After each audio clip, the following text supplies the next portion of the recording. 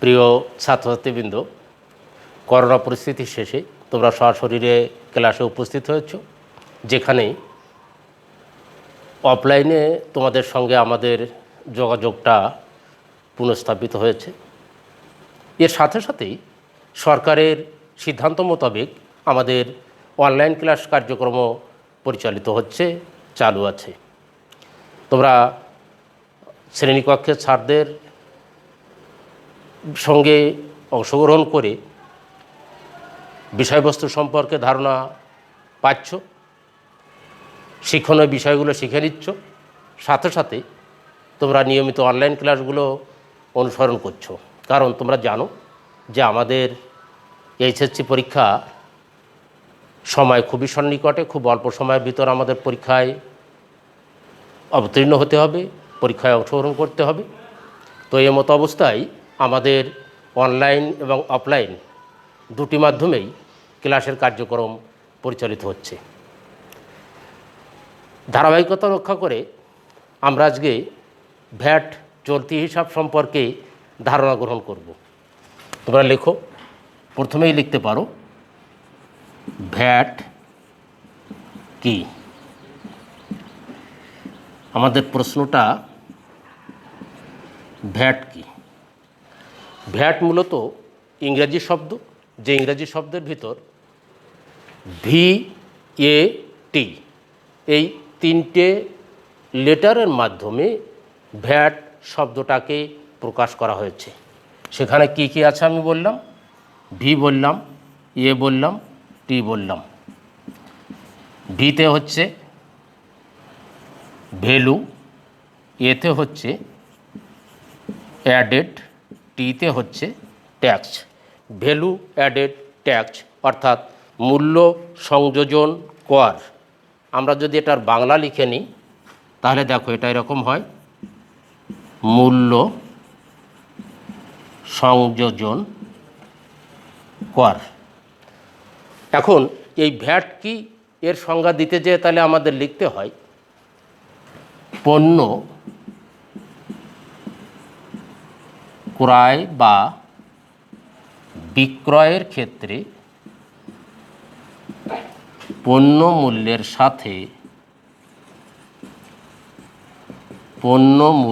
সাথে যে অতিরিক্ত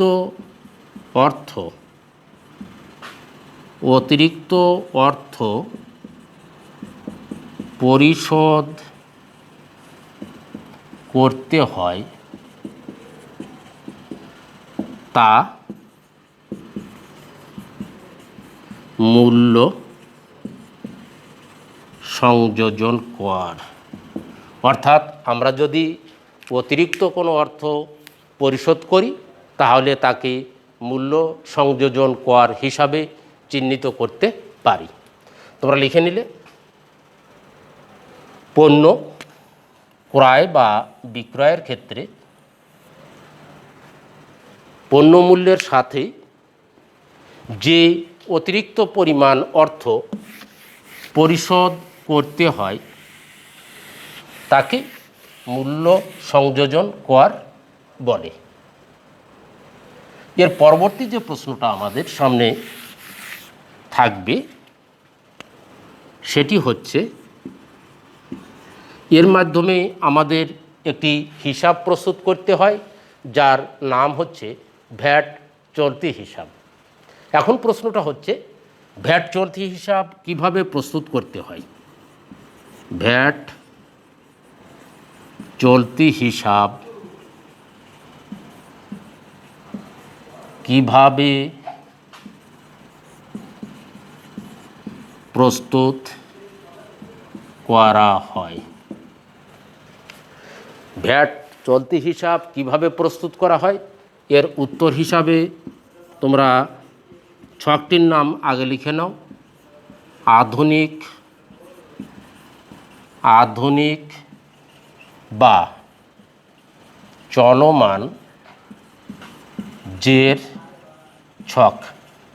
আধুনিক আর চলমান জের ছক সম্পর্কে তোমাদের ধারণা আছে বলে আমি মনে করি। তারপরেও ছকটি আমি এখানে একবার প্রস্তুত করে দিচ্ছি, তোমরা লক্ষ্য করো।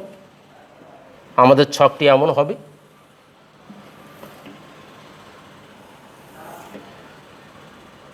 জের টাকা, জের টাকা, ক্রেডিট, ডেবিট। এখানে দুটি টাকার ঘর আসছে, একটি আসছে ডেবিট টাকা, একটি আসছে ক্রেডিট টাকা। জাবেদা পৃষ্ঠা, সব থেকে বাম পাশে থাকবে তারিখ। এই ছকটির নাম থাকবে বিবরণ। এই আমাদের পূর্ণাঙ্গ ছকটা প্রস্তুত হলো। তারিখ, বিবরণ, জাবেদা পৃষ্ঠা, ডেবিট টাকা, ক্রেডিট টাকা, জের টাকার ওখানে ডেবিট, ক্রেডিট। আধুনিক বা চলমান জের ছকে এর পরবর্তী প্রশ্ন আমাদের কাছে আসবে,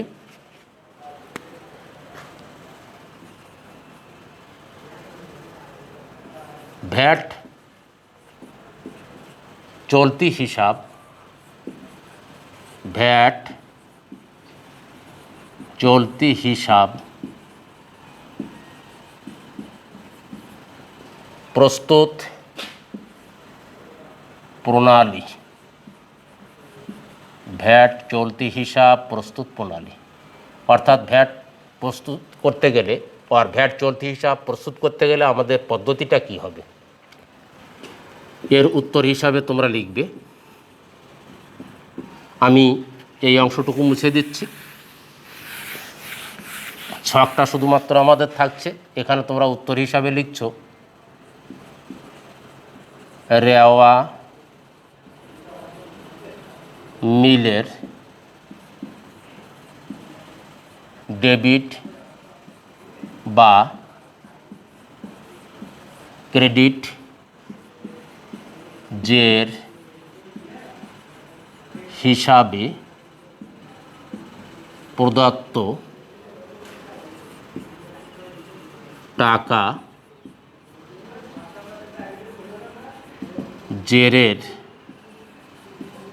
ঘরে লিখব। এর পর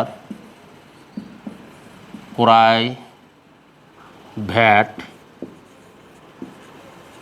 ডেবিট এবং বিক্রয় ভ্যাট, ক্রেডিট করে জের নির্ণয় করব। এই পদ্ধতি অনুসরণ করলে আমাদের ভ্যাট চলতি হিসাব প্রস্তুত সম্পন্ন হবে। তো সেক্ষেত্রে আমাদের কি মনে রাখতে হবে, রেওয়া মিলের অর্থাৎ উদ্দীপক হিসাবে যে রেওয়া মিলটা আমাদের দেওয়া থাকবে অথবা উদ্দীপকে বলে দেওয়া থাকবে ভ্যাট চলতি হিসাবের ডেবিট জের, ভ্যাট চলতি হিসাবের ক্রেডিট জের, এরকমভাবেই আমাদের প্রত্যেকটা উদ্দীপকে উল্লেখ করে দেওয়া থাকবে। সেই ডেবিট জের বা ক্রেডিট জের আমরা আগে চলমান জের খতিয়ানে লিখে নেব। এরপর আমাদের হিসাব নিকাশের মাধ্যমে প্রস্তুত করা, তৈরি করা বা বের করা যে টাকাটি থাকবে তা আমরা চলমান জের ছকে বসিয়ে হিসাব নিকাশ সম্পন্নের মাধ্যমে ভ্যাট চলতি হিসাবের কার্যক্রম শেষ করব। আমি ধরে নিচ্ছি আমাদের রেওয়া মিলে ভ্যাট আর ভ্যাটের ডেবিট জের আছে, ডেবিট জের আছে 40,000 টাকা। এটা রোমান সংখ্যার 1 দিয়ে লেখো, রোমান সংখ্যার 2 দিয়ে লেখো। ক্রয় ভ্যাটের পরিমাণ 30,000 টাকা। রোমান সংখ্যা 3 দিয়ে লেখো। বিক্রয় ভ্যাটের পরিমাণ 20,000 টাকা। এই 3টি তথ্যের মাধ্যমে আমরা যদি ভ্যাট চলতি হিসাব প্রস্তুত করি তাহলে হিসাব নিকাশটি কেমন হবে তোমরা লক্ষ্য করো।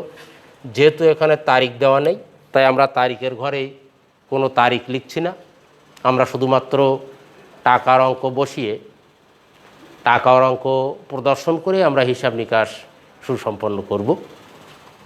তোমরা প্রথমেই লেখো জের।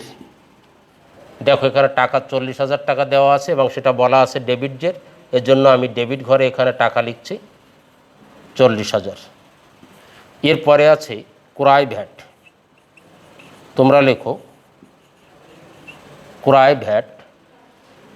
টাকার পরিমাণ আছে 30,000, যেটা আছে কিনা ডেবিট দিকে।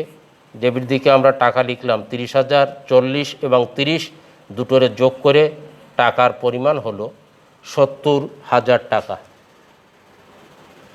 আরেকটি টাকা আমাদের আছে, অর্থাৎ 1 নাম্বার চলে গেছে, 2 নাম্বার চলে গেছে, 3 নাম্বার টাকাটা আমাদের হাতেই এখনও রয়ে গেছে। 3 নম্বরে লেখা আছে বিক্রয় ভ্যাটের পরিমাণ 20,000 টাকা। আমরা এখানে লিখব বিক্রয় ভ্যাট। বিক্রয় ভ্যাটের পরিমাণ আমাদের টাকা দেওয়া আছে 20,000, এটা আমরা ক্রেডিট দিকে লিখব। 70,000 থেকে 20,000 টাকা বাদ গেলে আমাদের টাকার পরিমাণ থাকবে 50,000 টাকা। অর্থাৎ আমাদের ভ্যাট চলতি হিসাবের জের 50,000 টাকা। এরূপ হিসাব নিকাশের মাধ্যমে আমরা ভ্যাট চলতি হিসাব প্রস্তুত করতে পারি। লেখাটা এখানে অস্পষ্ট আছে, আমি আর একটু স্পষ্ট করে দিচ্ছি। জেরের ঘরে লিখব। আমি পুরো অংশটাকে যদি আরেকবার রিপিট করি তাহলে দেখো কি হয়। ভ্যাট চলতি হিসাব প্রস্তুত প্রণালী, যেখানে প্রথমেই বলা হলো রেয়ামিলের ডেবিট বা ক্রেডিট জের হিসাবে প্রদত্ত টাকা জেরের ঘরে লিখব। এরপর ক্রয় ভ্যাট ডেবিট এবং বিক্রয় ভ্যাট ক্রেডিট করে জের নির্ণয় করব, যেখানে উদ্দীপক হিসাবে আমাদের দেওয়া আছে ভ্যাটের ডেবিট জের 40,000 টাকা, ক্রয় ভ্যাটের পরিমাণ 30,000 টাকা, বিক্রয় ভ্যাটের পরিমাণ 20,000 টাকা। জের হিসাবে আমরা আগে ডেবিট ঘরে 40,000 টাকা লিখেছি, ক্রয় ভ্যাট 30,000 টাকা এবং 40,000 টাকা যুক্ত করে 70,000 টাকা লিখেছি। বিক্রয় ভ্যাট ক্রেডিট দিকে আমরা 20,000 টাকা লিখে 70,000 থেকে 20,000 বাদ দেওয়ার পরে টাকার পরিমাণ আমাদের হলো 50,000 টাকা এবং ভ্যাট চলতি হিসাবের কার্যক্রম বা ভ্যাট চলতি হিসাব প্রস্তুত প্রণালী এর মাধ্যমে শেষ হলো। আমাদের আজকে শেখার উদ্দেশ্য ছিল ভ্যাট চলতি হিসাব, যার জন্যে আমরা ভ্যাট কি এটা শিখে নিয়েছি। ভ্যাট কি এক্ষেত্রে আমি তোমাদের বলেছিলাম ভ্যাট হচ্ছে পণ্যমূল্য পরিশোধের ক্ষেত্রে অতিরিক্ত পরিমাণ টাকা। পণ্য মূল্য পরিশোধ কেন? বিনিময়ের মাধ্যম হিসাবে আমরা আমাদের দেশে টাকা ব্যবহার করে থাকি। ক্রেতা টাকার বিনিময়ে পণ্য গ্রহণ করেন, বিক্রেতা টাকার বিনিময়ে পণ্য প্রদান করেন। এক্ষেত্রে ওই পণ্যর মূল্য নির্ধারণ করতে যে ক্রেতাকে অতিরিক্ত পরিমাণ টাকা প্রদান করতে হয়, বিক্রেতা উক্ত টাকা গ্রহণ করেন। বিক্রেতা গৃহীত টাকা একটি হিসাবের মাধ্যমে হিসাব নিকাশ সুসম্পন্ন করে সরকারি হিসাবে জমা প্রদান করেন। সরকারি হিসাবে জমা প্রদান করেন বলতে কি, উনি গ্রহণ করেন ক্রেতার নিকট থেকে, হিসাবের মাধ্যমে ট্রেজারি চালানে উনি জমা করে দেন সরকারের রাজস্ব খাতে। রাজস্ব খাতে জমাকৃত এই অর্থ আমাদের দেশের উন্নয়নমূলক কর্মকাণ্ডে ব্যয়িত হয়। উন্নয়নমূলক কর্মকাণ্ডে ব্যয়িত হওয়ার জন্যে আমরা আমাদের স্বাভাবিক জীবনযাত্রা, আমাদের স্বাভাবিক কার্যক্রম সুসম্পন্ন করতে পারি। তো আমাদের এই উদ্দেশ্যে প্রথমে উদ্দেশ্য ছিল কি, ভ্যাট কি তার একটা সংজ্ঞা আমরা শিখে নিলাম, আর ভ্যাট চলতি হিসাব কি এটাও আমরা দেখে নিলাম। সাধারণত আমাদের উদ্দীপকে যে চাওয়াগুলি থাকে ক খ গ, যেখানে ক নম্বরে 2 নম্বর, খ নম্বরে 4, গ নম্বরে 4, এই ক নম্বরে বেশিরভাগ ক্ষেত্রে আমাদের কাছে ভ্যাট চলতি হিসাব চাওয়া হয় বা ভ্যাট চলতি হিসাব করে দেখাতে বলে। সে সম্পর্কে আমরা সুস্পষ্ট একটা ধারণা অর্জন করলাম। তোমাদেরকে অনুরূপ 2-1টি উদাহরণ বইয়ের থেকে দেখার অনুরোধ রেখে আমাদের আজকের অনলাইন কার্যক্রম, অনলাইন শিক্ষাদান কাজ শেষ করছি। তোমরা সুস্থ থাকো, সুন্দর থাকো। সবাইকে জানাচ্ছি গুড বাই।